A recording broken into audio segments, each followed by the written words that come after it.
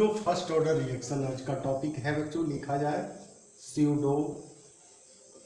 Pseudo first order reaction.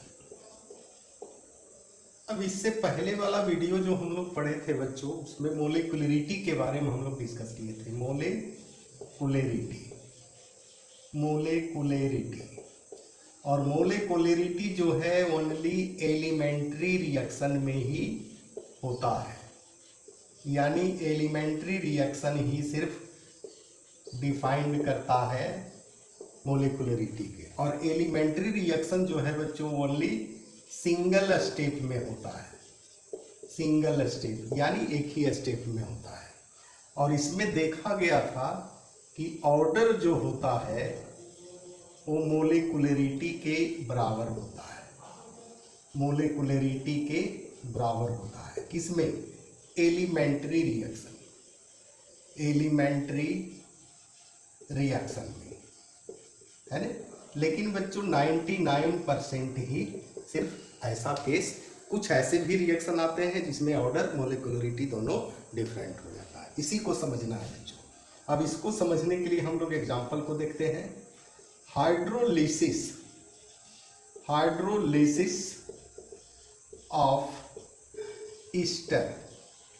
अब Easter को ले लीजिए, CH3 है, COO C2H5 है, इसको इथाइल एसीटेट कहेंगे या इथाइल इथेनोएट कहेंगे।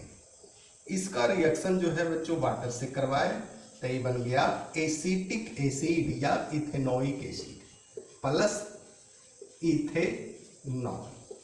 और ये जो है बच्चों इसको मान लीजिए एलिमेंट्री रिएक्शन, है ना, एलिमेंट्री रिएक्शन है। इसका रेट लॉ एक्सप्रेशन लिखेंगे, यानी रेट बराबर के इथाइल इथेनोएट का कंसेंट्रेशन यानी CH3 COO C2H5 पर पावर 1 H2O पर पावर 1, है ना। एलिमेंट्री रिएक्शन में ऐसा ही होना चाहिए। लेकिन इसमें थोड़ा सा ध्यान दीजिएगा कि H2O जो है सॉल्वेंट के रूप में इस्तेमाल होता है ना। और ये जो है फ्रीली अवेलेबल है, कहीं से भी प्राप्त कर सकते हैं। और एक जो है बच्चों एक्सेस क्वांटिटी रहने के कारण इट्स कंसेंट्रेशन रिमेन्स कांस्टेंट हो जाता है, यानी ये जो है बच्चों यहां से हट जाएगा, यानी K भी कांस्टेंट, H2O भी कांस्टेंट। यानी इसको हम लोग ऐसे भी लिख सकते हैं, रेट बराबर K dash CH3 COO C2H5 पर पावर 1। यानी इसमें आपका ऑर्डर जो आ रहा है 1, और मोलिकुलरिटी बच्चों 1 ही होना तो चाहिए 1, लेकिन ऐसा नहीं है। एक मोली है, एक मोली, यानी इसमें जो स्टोकियोमेट्रिक कोफिशिएंट है यानी 2। अब कहता है कि जिस रिएक्शन का ऑर्डर 1 हो और मोलिकुलरिटी 2 हो, ऐसे रिएक्शन को स्यूडो फर्स्ट ऑर्डर रिएक्शन कहेंगे, यानी इसको स्यूडो फर्स्ट ऑर्डर रिएक्शन बोलेंगे, है ना। और एग्जांपल देखिए, इन्वर्सन ऑफ केन